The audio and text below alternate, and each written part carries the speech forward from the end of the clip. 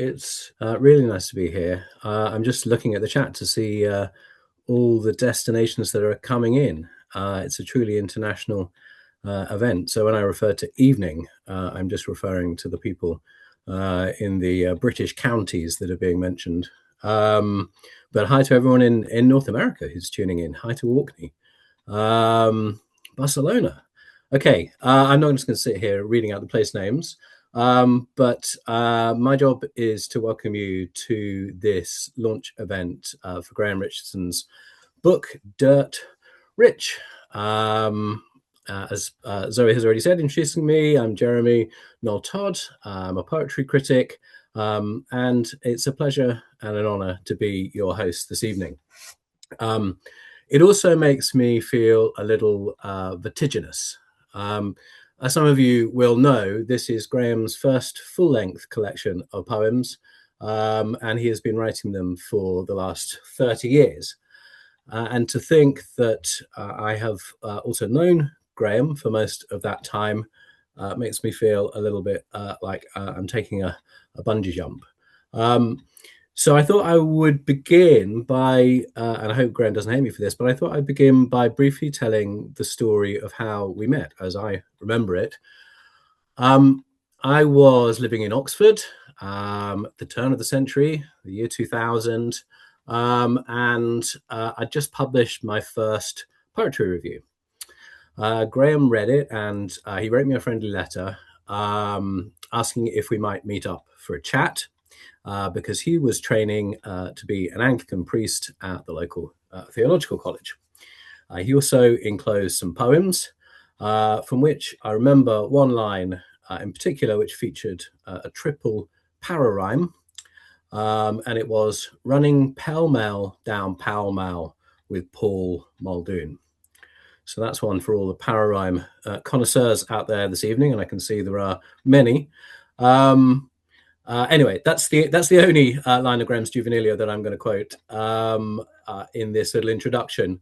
But I mention it because I was at that time also writing poems under the influence of Paul Muldoon and his pararhymes, and which also had quite a lot of, quasi-theological content of a vaguely Anglican kind.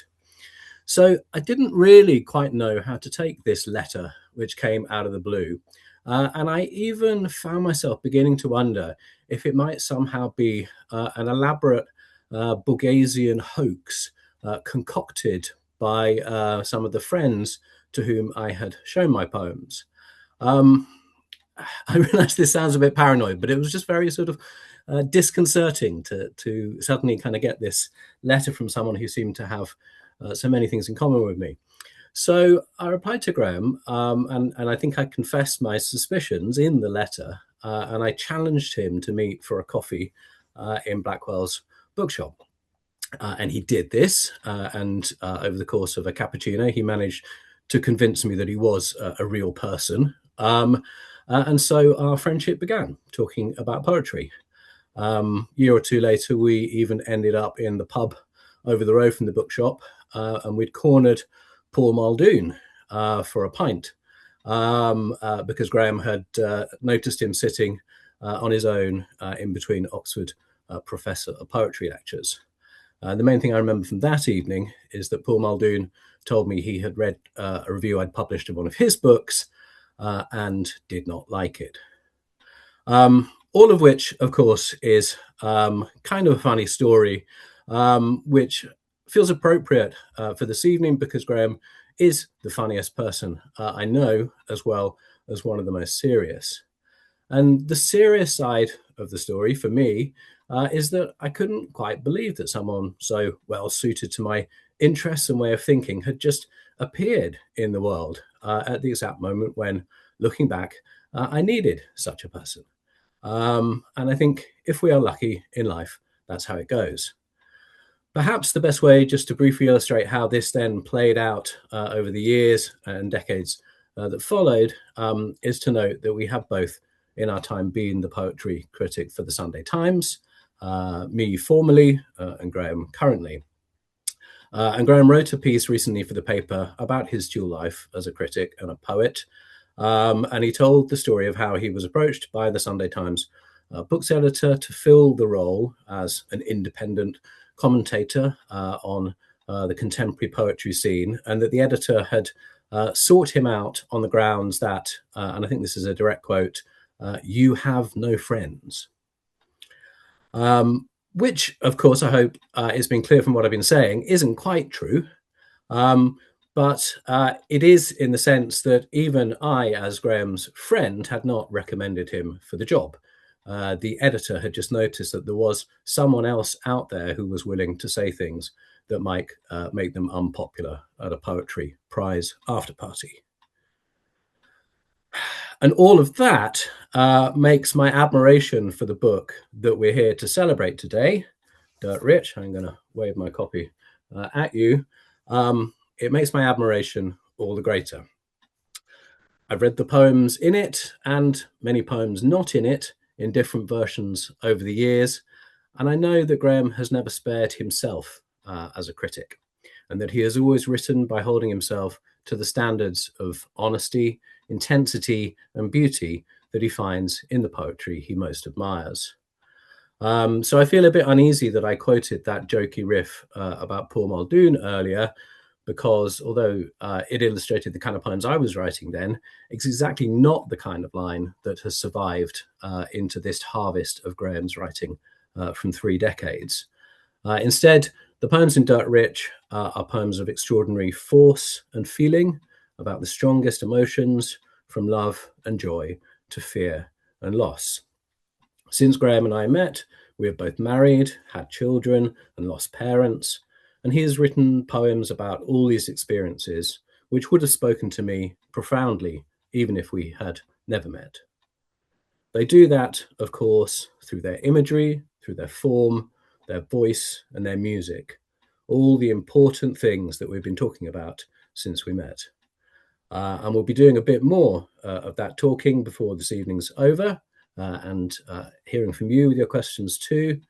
But for now, please welcome Graeme Richardson reading from Dirt Rich.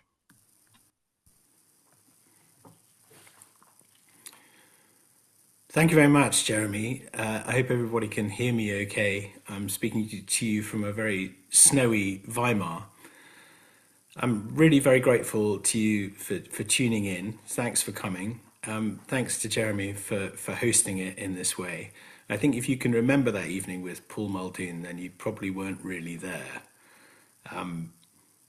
Jeremy's the dedicatee of my book, which means, I think, legally that it's all his fault. So do remember that as we go through the poems now. I want to begin by reading the opening poem of the book, and I'm grateful to John McAuliffe, my editor at Carcanet, for suggesting this as the opening poem. It's called Uploaded to the Cloud, and I think Zoe's going to put that up on the screen for you now. It opens the book because it's kind of it gives you the location from which the book is collated. Lots of men have a midlife crisis and they buy a motorbike or have an affair. I became a low-level German bureaucrat, and this poem is partly about that interesting midlife crisis, turning from my sacred employment as a priest to the same secular nihilism that everyone else enjoys as a wage slave in the capitalist economy. So this is called Uploaded to the Cloud. Nothing so complete as missing a train. No half measures. It's over. It happened. Cut. The deserted half-dry platform and, over its roof, the day-intincted moon. Turn to the calming gallery of smiles. More pictures of one girl aged 6 than of my father over his 83 years. His parents believed in heaven being themselves forever. Their parents in turn believed in hell and eternal torment, the self repeatedly degraded but never allowed to rest. I dared to look through Spittlefleck this morning as I shaved. redoubts, cavities, stubble, and shadows under the skin, an inward bellying of smoke, grey as a wasp's nest. It happened. Lazarus, patron saint of latecomers, pray for me, you who were condemned to live knowing what we go through to die, knowing what it takes, nevertheless, to get up every clawed down morning and start again, step back from the empty freight train stampede in time for the cloud of powdery snow that whirls and reels and marvels in its wake, commuting the grave clothes into thin air.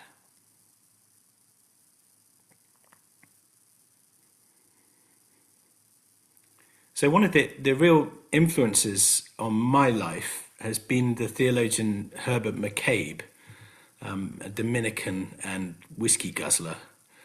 And one of the great sayings that Herbert had was a summary of the Christian gospel. He used to say, if you don't love, you're dead. If you do love, they'll kill you. It's been fascinating to see that played out in American politics and across Minneapolis in the last month. It seems to me one of the truest summaries of the gospel that there can be.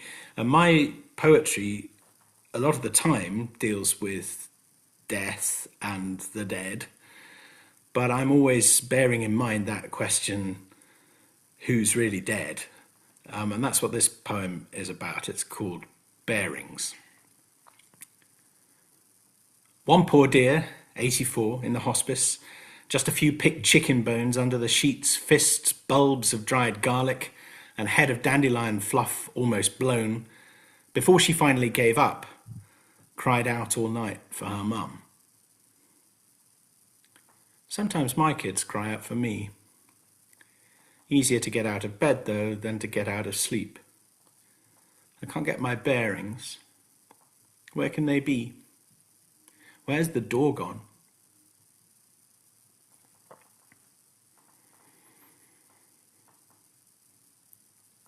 So one of the alternative titles that I was playing with for this collection was Deathbeds. And it occurred to me that probably wasn't a very good commercial title, but quite often that's been the spark for writing a poem. Now this poem that I'm going to read next is important to me because it's a nasty poem. I kind of feel that we should write nasty poems and that we shouldn't write what my good friend Rory Waterman, who's here tonight, calls good person poems. They're essentially a sort of form of boasting about how nice you are and how virtuous you can be. So this is an attempt to look squarely at both the reality of death and also the black comedy of it. It's called Death of an Aristotelian. The brain was drained of oxygen. The passing jaw grew weak. No spectacles or dentures. The nose became a beak. The book-lined room was gloomy. The conifers leaned in, neglected thickets needing their own dose of warfarin. Returning from the hospital, they made his bed downstairs, and there he lay, surrounded by his ancestors and heirs. The house now worth $1 million, his children gathered round. But was he gone? They stroked his hand, they spoke. He made no sound. Our foremost commentator on the Nicomachean ethics, he had no time for bloviating muddle, the poetics. The metaphysics bored him. He always used to say the only prayer worth knowing was the prayer said at AA. But even for philosophers, a time of no control is coming when we're haunted by the spectre of the soul. The chaplain on a rusty bike came panting up the drive, the expert in the college on who was still alive. But dark was the barometer, and dark the parquet floor, and dark the narrow serving hatch, and dark the fanlight door. And just as he opined and dined through countless Oxford terms, the master tipped his head back as one that begs for worms.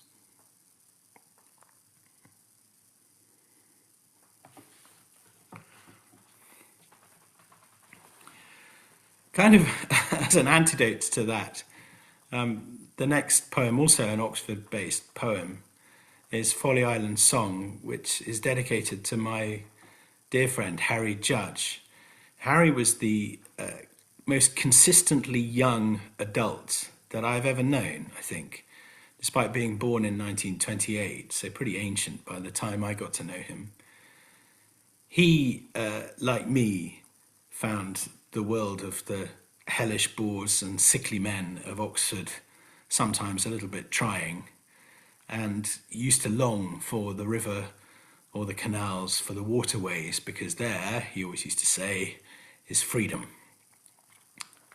So this is Folly Island Song for Harry Judge. Hellebores and cyclamen, bedbound, droop and shiver. Herons wait like highwaymen for the Thames to stand and deliver. The banks policed by gulls and geese, but light plays free on the river. Coaches deride innate technique, lecturers sit and mark. Bike brakes on the towpath shriek, dogs and their drunkards bark. The tourists must return to their bus, but the river will dance till dark. Round the city traffic clogs, ring road and motorway. Idiot drive time monologues tell of the same delay. But the geese that fly through a darkening sky know the river was free all day. The river was free all day.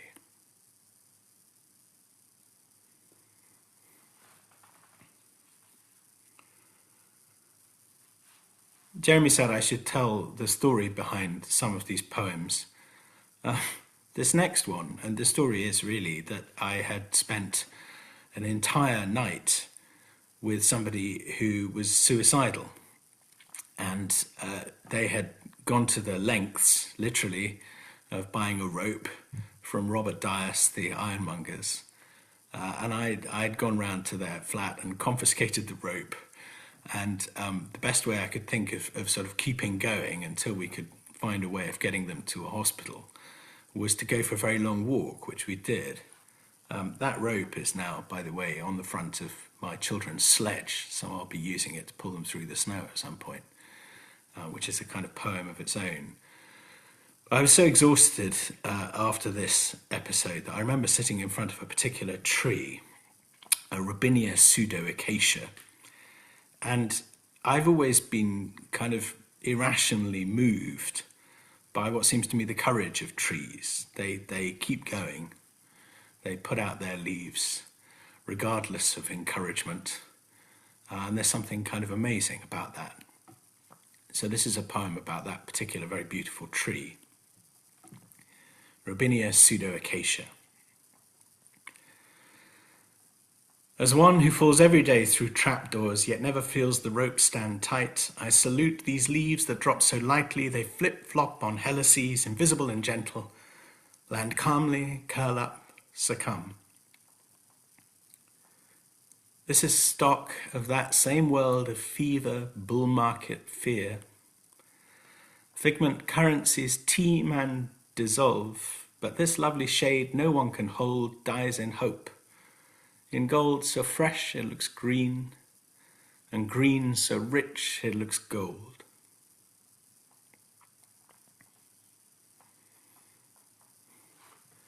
Some of you will have seen there the nod to Robert Frost in that last poem.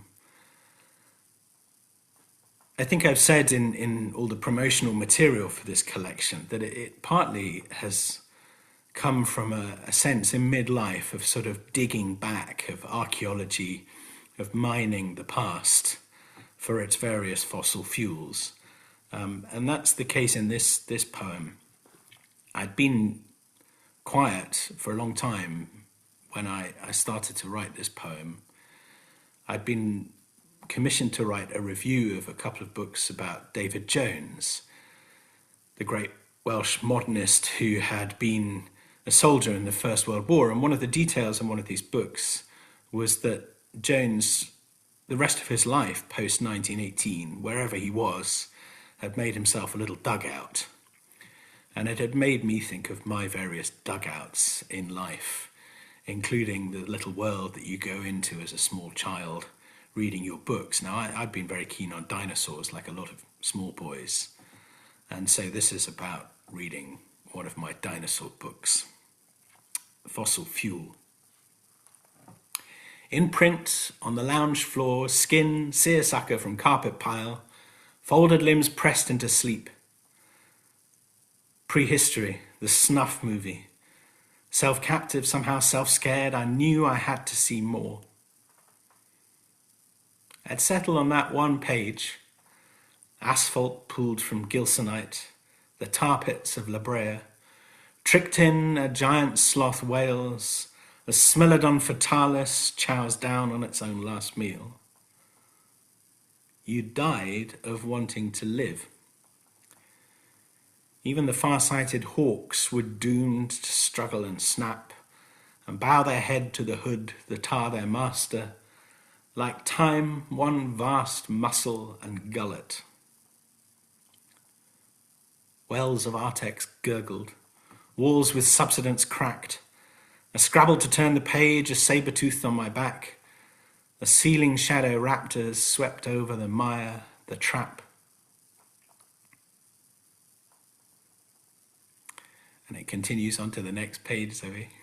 The reconstruction looks tired.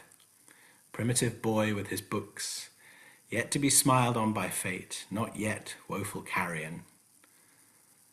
I pause in the museum. I try to imagine him.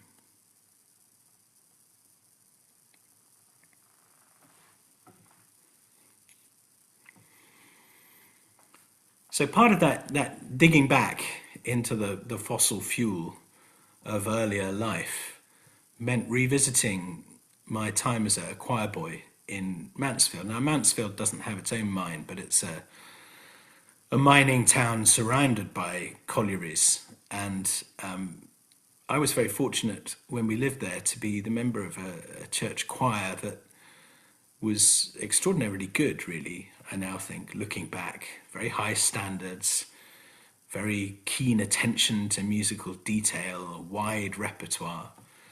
And one of the miracles, I think, looking back on it, is that people were in that choir singing that wonderful music and then went into that rather brutal world of mining.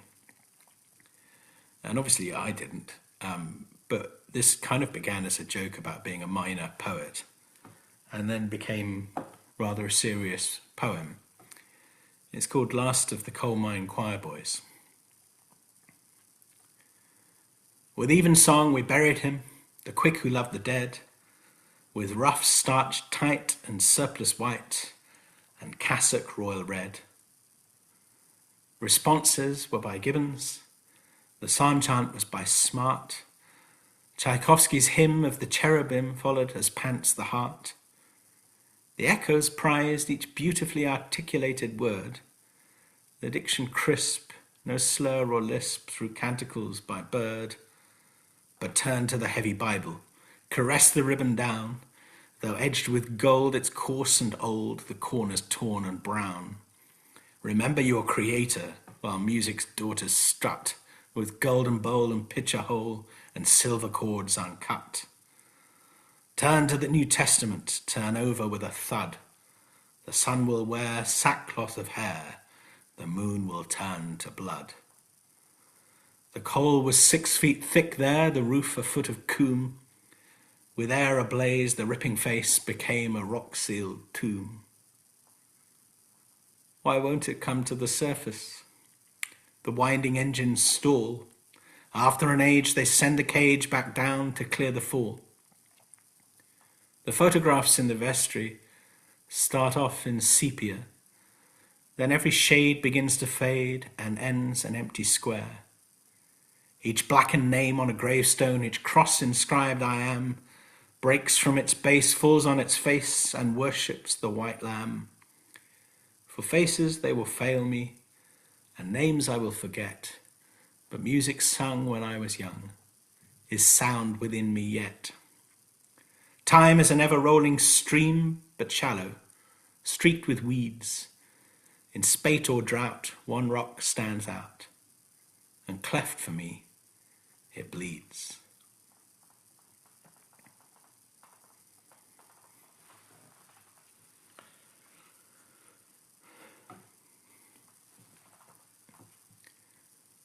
The last section of the book is about being a parent, which has really been the most undisappointing experience of my life, I think, really. And this poem, probably my favourite of all the poems that I've had published before this book, came out in the TLS in 2019. And it was hot off the press, really. It's about a day at Clive's Fruit Farm in Upton-on-Severn. Do go there. Clive's excellent. And I had my youngest in the baby carrier, even though it was an extremely hot day. This is Sevenside Cherry. At the height of the heat wave, when the car's steel gave lesions and grazes at a standstill, we headed for the hills. Tents in traffic, a legion behind its shields, then breaking out to the back roads. We crossed a river dragged away by its heels, reaching, just as the sat-nav succumbed, polytunnels, orchards, a fruit farm. Almost everything was gone. Rose the hopeful ramble down, bare shelves, bulbless lamps, the duds pulped in dust. They said the cherry fields were still all right, a mile or so up the lane, but it felt 3 or 4, heat reopening the tarmac scars. On my chest a desert crocus, I carried you, and you slept hot at work in that crucible. I wielded your glow, a comic book heat ray, melting the weary woman I asked for directions. Her children were bored now, inferior, formed, eating more than they paid for. I smooched your fresh, damp, drowsy head. Finally the turn came round, and most of the trees were scrunched up waste paper, holding nothing. We went past crowds to a far, foreign corner. And there, 3 trees in, the one that got away, one that not only survived but sang, a sparkling blood aria, a saint on fire. Rare in these days, but how ripe things shrug themselves into your hands, hug themselves in their punnets. You never forget. Spring to my lips. Give me a double portion of your zest. Let the sun's yield be respite from the heat. Let no one die of their bruises. Baby, let me sleep your summer noon sleep.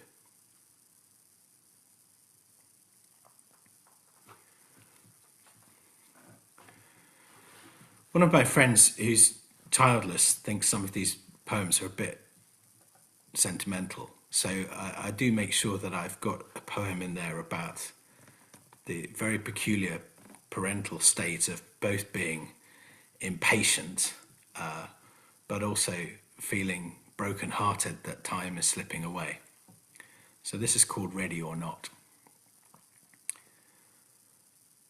Progenitor and flunky, the maker made to wait, I tut and twirl the house keys, reminding you you're late. Late, you gurn in the mirror. Late, you tell me a joke. Late, you mimic your sister. Late, you love to provoke. I kneel to do your boot zip. You dance a one-legged jig to your own babbling music. These boots were once too big. And there, the familiar chill. Why do I wish away time I want to stand still? Come on, stand still, I say.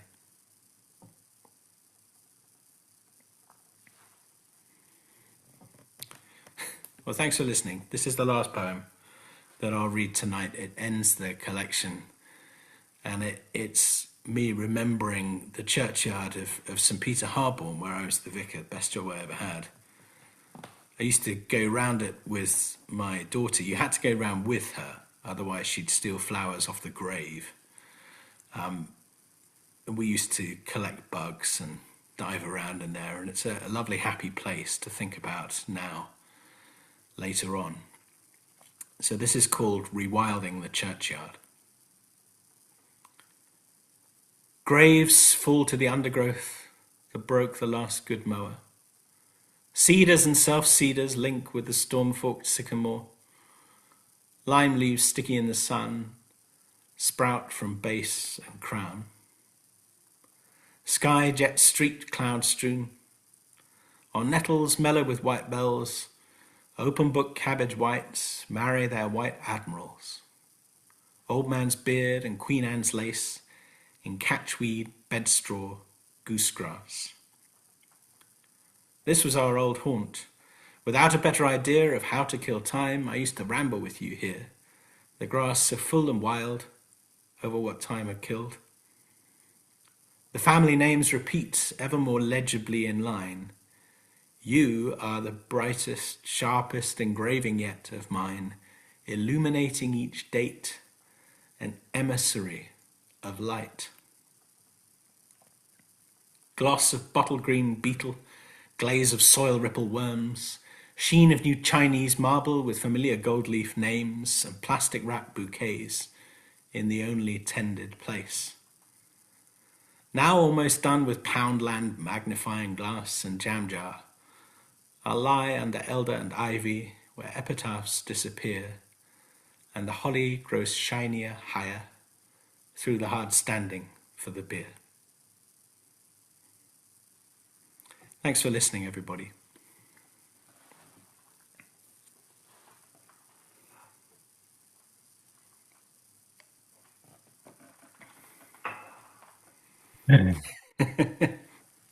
The word applause in capitals in the chat from Andrew, yeah, and Paul now. Thank you, everybody, for this textual applause. Yeah, and thank you, Graeme, for that reading, which was lovely and measured. Made me think that I haven't actually heard you reading your poems through like that for quite a while. Well, I guess there was a launch of a pamphlet a little while ago, but it's nice to hear you give us those stories and also just give the poems that space to be heard as sound and feelings. And yeah, ending with those poems about being a parent, being a dad, and small children. They are some of my favorites too. As you know. But maybe I'll begin by asking you about that, because it has occurred to me as you've been writing those poems up over the last few years, that lots of poets have had children, but not all poets have written about that experience. And if I looked into it and reflected a bit more, perhaps I might think it was particularly more poets who hadn't done that. What do you think are the challenges of writing poetry about your own children? And I know you mentioned a friend who has suggested there's a sentimentality that it's hard to see from the outside. Well, I think there is partly, you're writing about something you love that other people might just find snotty and annoying. So there's that challenge. I think there's also the challenge of being fully honest. I mean, I don't want to write a poem unless I'm being fully honest. Otherwise, we're back with sort of 17th century love poems, fain would I kiss fair Julia's leg and that sort of thing. And I want to write sort of poems from a whole perspective. And that might include, not enjoying the process of parenting sometimes. And that's then a challenge because you don't want to leave behind a truth bomb for your children to unearth in the future. So there's all of those challenges. But I think it is, if you are going to set out to write about the things that you feel most deeply about, then you have to probably write about being a parent. Yeah. And I suppose also there is a kind of poetry which just sort of naturally comes with being a parent, especially with the small children, just sort of making up rhymes and things like that. Yeah, well, I think there's never a better time to be thinking about what poetry does than when you are reading, The Snail and the Whale to the children. I think Julia Donson's excellent. I do like Herrick, by the way. I've just always found that sort of first line. So sorry, Jordan, but yes. Was that? Sorry, I Slightly wasn't looking at the false. chat. Has someone speaking up? I was thinking that if you read that Perrick poem out to kids at bedtime, I fain would kiss my Julia's leg. It is as smooth and hairless as an egg. There you go. There'd be in stitches. Yeah, What it's the it's unintentionally one of the funniest couplets in the English language. hell? Is he talking about Julia Donaldson? Um, She is very young, and you should not say that, Jeremy. okay, well, let me ask you about your own childhood, which obviously is also a source for the poems. And you read the Last of the Coal Mine Choir Boys, which does feel like a really central poem to the title poem of the pamphlet that you published a couple of years ago. Can you tell us a bit more about that experience of being in the choir as formative to your life, but perhaps particularly to poetry? That's something you've written about. Yeah, well, it definitely is. I mean, we talk about the poems that you come across in childhood. If you come across the Nunc Dimittis, say, and you have to sing it in several different settings once a week for 5 or 6 years, then you see how different writers put the emphasis on different words. A light to lighten the Gentiles. And you begin to observe, probably unconsciously, the ambiguities and the sort of depth of words that poetry teaches you. So I do think it was a kind of poetic training for me. There was also the excitement of singing something that you didn't understand, and having to find a way of kind of putting feeling into words that you didn't understand. And all of that is, I think, formative for poets who are going to try and stretch themselves. And as I've said elsewhere, I think the real challenge for 21st century poetry, where there are so many people who can write some form of poetry, and there are so many people teaching it, and a flood of poetry comes out, is to how to make that poetry distinctive. And you have to be a bit dissatisfied with it. And at the heart of choral singing, I think, is a sense that, well, that didn't go as well as we wanted it to go, but it will go better next time. And this sense of kind of constant rolling improvement, Mm. because there's never a 100% performance, right? It's always going to have somebody coughing in the wrong place, or dropping their music, or picking their nose. And that sense of constant improvement was really important for me. Mm. And you've talked about the choir master as sort of holding you all to this Yeah, his constant nephew austerity. wrote to me on Monday night and said, he'd been very happy to see me mention him in his tight-lipped way, and suddenly I could see him again absolutely perfectly. Right. These the characteristics. If you watch a choir master properly, you're probably never going to, in the rest of your life, observe somebody as closely for their signals and their body language, as we did him. Yeah. And that whole experience of being regularly in church and taking part in the rituals, not only the music but the words of the services and the prayer books and the prayers. I mean, all of that is an enormous immersion in versions of English.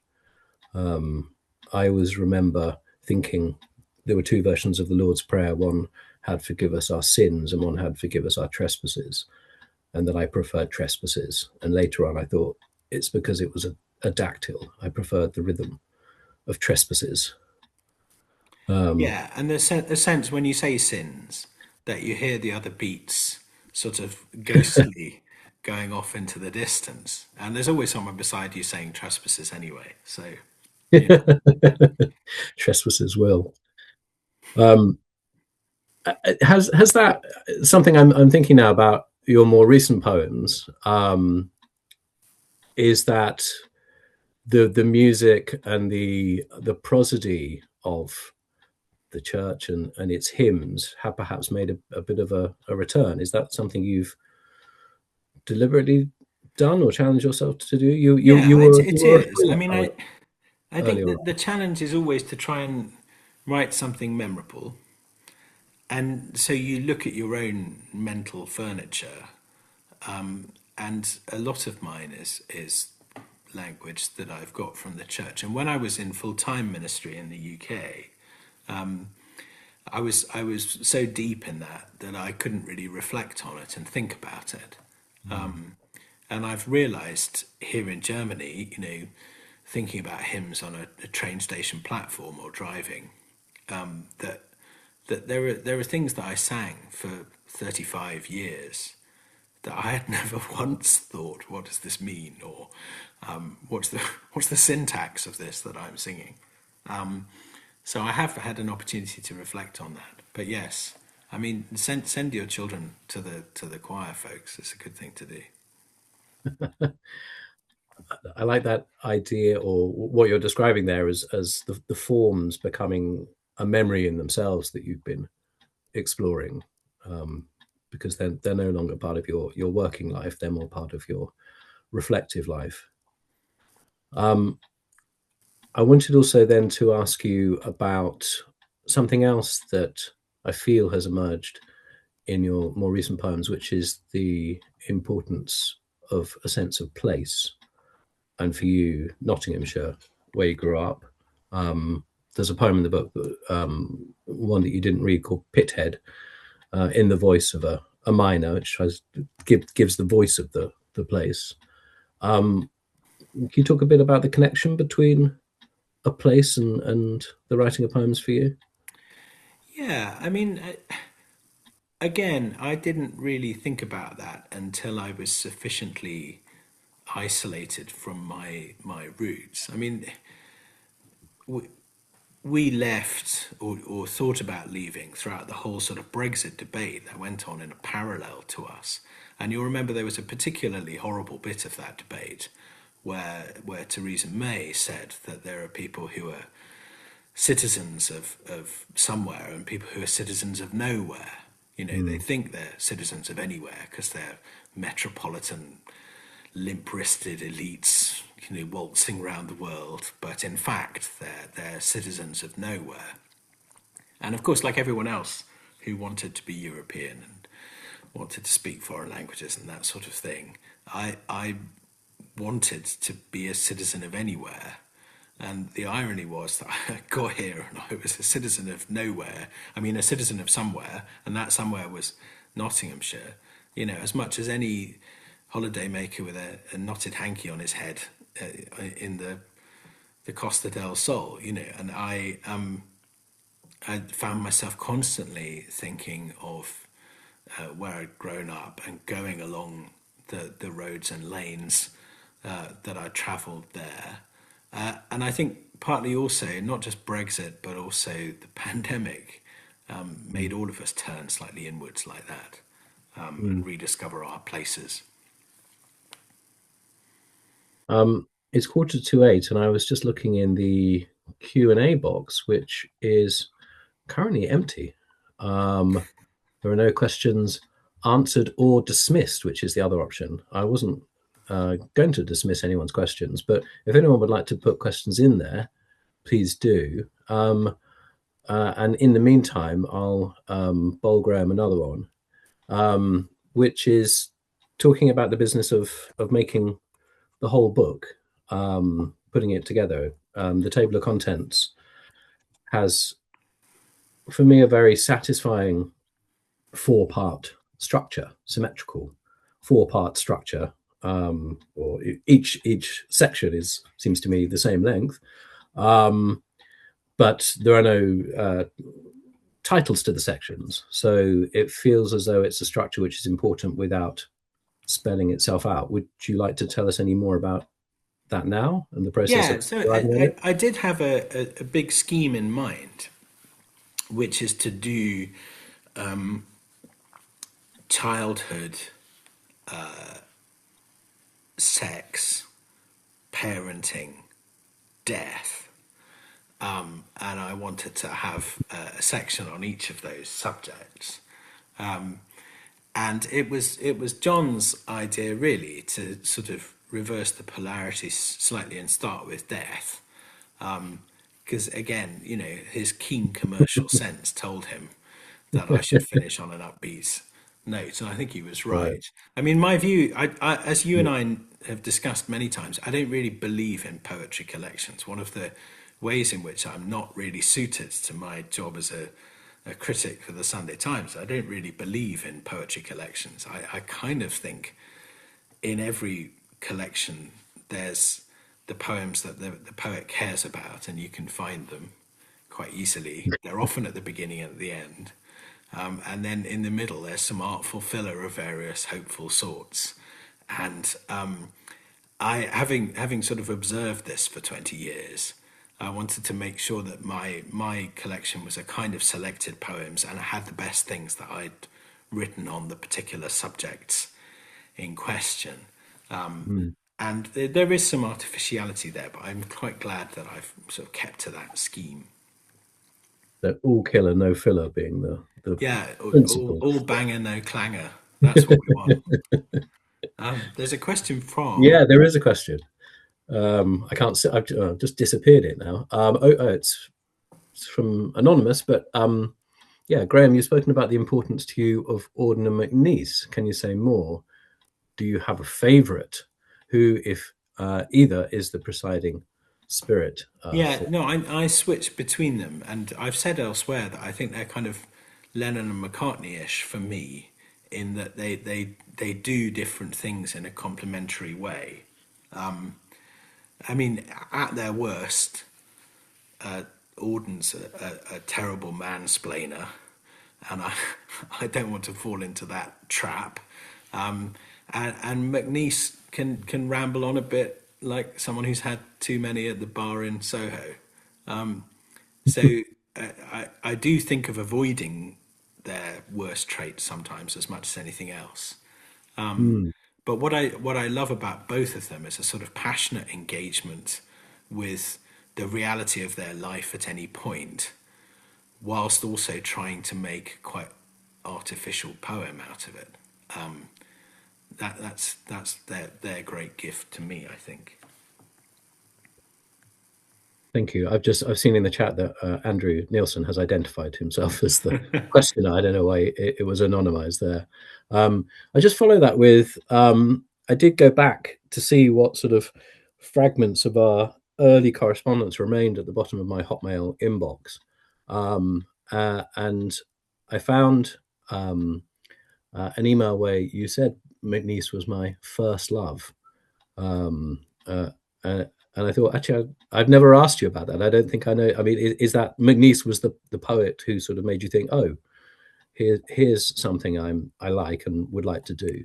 Well, I sat down with my mum and watched an Alan Bennett series of lectures, and they were lectures. This is how exciting TV used to be. Him standing at a podium, and he did one on Auden, I think, and one on McNeice, and I he think there read. was Hardy and Larkin as well in He that did a little Larkin one series. too, Yeah. and the McNeice one though, the difference between McNeice and the others was that McNeice was actively interested in girls in a sort of undisguised way. And that he read a love poem from McNeice, and I thought that's the absolute bomb, that is. And so I got a copy of McNeice's collected poems Mm. and was carrying it with me when, drunkenly celebrating my GCSEs, I fell down a hole in Southall. So he's been in some tough spots with me, Louis, and I'm quite grateful really for his company over the years. Falling into a hole pissed carrying a copy of Louis McNeice feels like the premise for the great Paul Muldoon poem. You should write. Uh,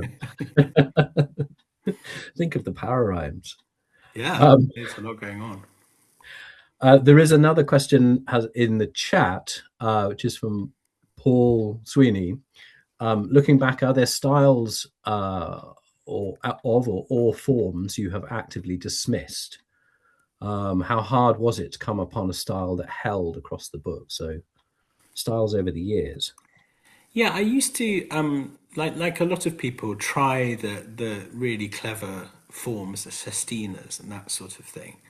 And I do think there is a if you go for too artificial a form, you will write a very artificial poem, and only the really great geniuses, seems to me, can come up with something moving from the more challenging forms.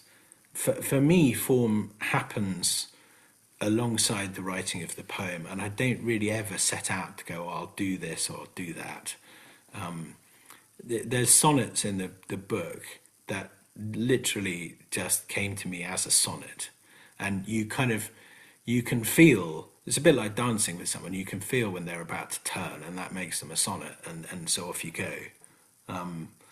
But no, it's an interesting question. The poems that I've got rid of over the years have been the poems that, when I look at them now, I feel are false to their content. Really, that I'm lying about this or that, or I've had to lie about something in order to get the rhyme in or to get the line to work.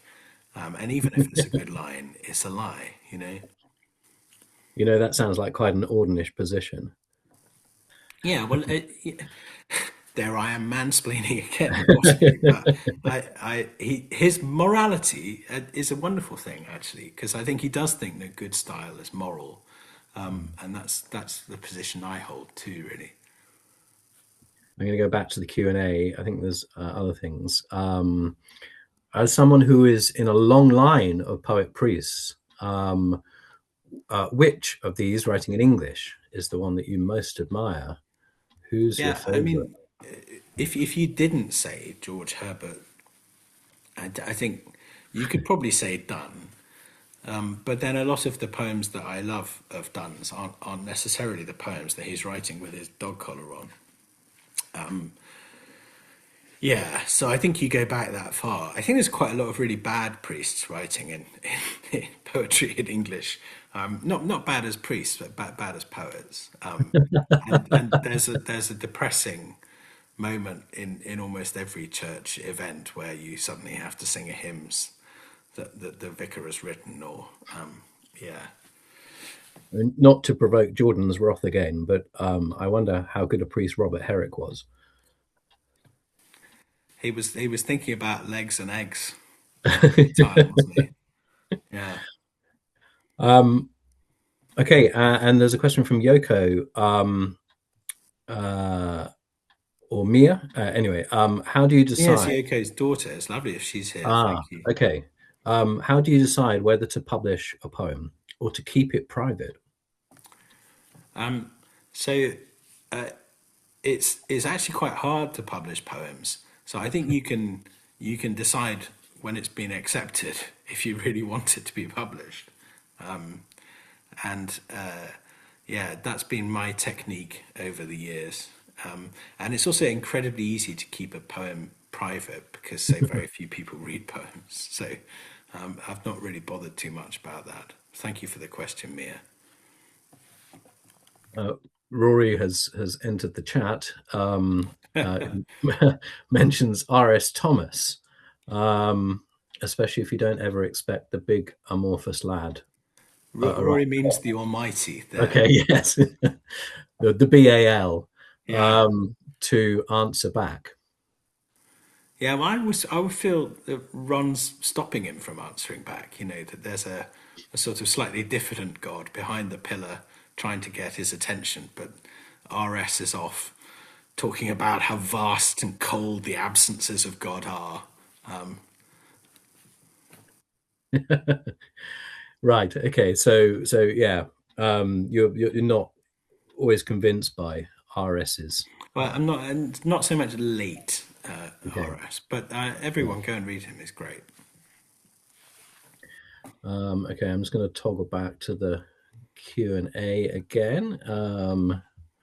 Do we have any more questions? We're coming up to our last 5 minutes here with Graeme.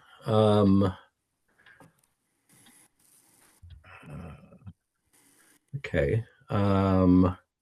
Well, maybe I'll ask you a last one, um, which would be, I guess, about something that struck me hearing your reading was that it seemed to me poetry is a place where you try to put or preserve joy, and that Seven Side Cherry is a poem that does that, particularly memorably. Does that feel important to you?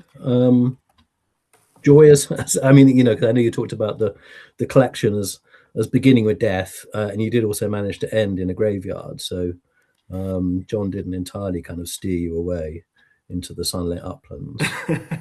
No, but I don't know. I've yes, it's important to find a way of, uploading to the cloud those experiences that are Right. beautiful, Yeah. and joyful, and poetry exists for that, I think. And also, I think it is the the process of making a poem can, if you're not necessarily paying attention to joy, alert you to the joy that you have actually experienced. I mean, I'm quite often somebody who requires, a prod to understand what's going on outside himself, and that is my technique, I suppose, for engaging properly with the world outside my own, bumbling confusions, really. So poetry, not only as the memory or preservation of joy, but actually the active creation of it, the Yeah, and writing. and sorry to go back to this because I'm more boring than even Seamus Heaney about it, but digging, you kind of dig for it, don't you? You have to try and get past the various distractions and surface trivialities and get to the deep joy. I remember a very authoritarian bishop telling me that obedience was deep joy Ah, in a very okay. profound sounding voice. And it was the single most threatening thing that I think I've ever heard in my life. Uh, But I mean, and not to kind of sort of try to just sort of uh, make his words come right, but the formal completion of a poem has something of that quality of where you have managed to. I mean, I know Geoffrey Hill was very keen on this idea that if you got a poem right, he called it, he liked to play on atonement as a at one-ment, this sort of bringing words into some rightness that you hadn't foreseen or which didn't even seem to be yours. yes, true. But then I think that you and I both are interested by the late Hill, where it stops being Mm, right? And yeah. it starts being a bit ragged and a bit less sort of architectonic, and that's a good thing. I do want to answer Kieran's question, which is here.